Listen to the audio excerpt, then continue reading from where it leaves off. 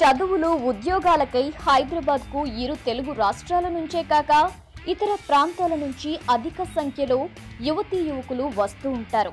చదువులు ఉద్యోగాల కోసం వచ్చే వారిలో ఇప్పుడు యువతుల సంఖ్య క్రమంగా పెరుగుతోంది.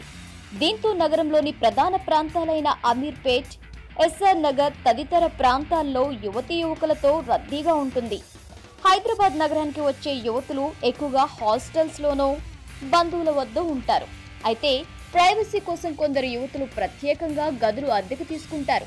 అయితే భాగ్యనగరంలో అమ్మాయిలకి అద్దెకు గదులు ఎక్కువగా దొరకడం లేదట.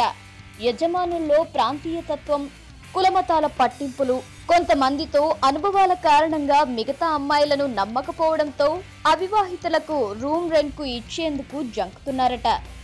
ఈ మేరకు ఓ సర్వేలో తేలింది. ఇప్పటి వరకు కేవలం బ్యాచులర్ అబ్బాయిలకు మాత్రమే రూమ్ కష్టాలుండేవి. నగరంలో చాలా ప్రాంతాల్లో అబ్బాయిలు అద్దెకుంటున్నా పలు ప్రాంతాల్లో అబ్బాయిలకు రూమ్ రెంట్కు ఇచ్చేందుకు ఇంటి యజమానులు ఇష్టపడరు. ఇప్పుడు తాజాగా ఈ పరిస్థితి అమ్మాయిలకు వచ్చింది. హాస్టల్లో ఉందామంటే తిండి సరిగా లేకపోవడంతో అమ్మాయిలు స్వతంత్రంగా ఉండేందుకు ఇంటి అద్దె కోసం అన్వేషిస్తున్నారు. అయితే వారికి ఇల్లు అద్దెకు ఇవ్వడానికి యజమానులు భయపడుతుండడంతో అమ్మాయిలకు తీవ్ర నిరాశ కలుగుతోంది.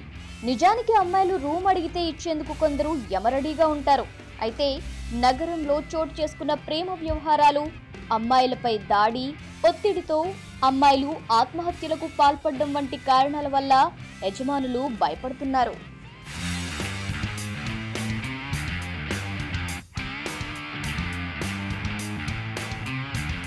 ఈ వీడియో గనక మీకు నచ్చినట్లయితే లైక్ చేయండి, కామెంట్ చేయండి, షేర్ చేయండి. బట్ సబ్స్క్రైబ్ చేయడం మాత్రం మర్చిపోకండి our YouTube channel plus TV. Thanks for watching.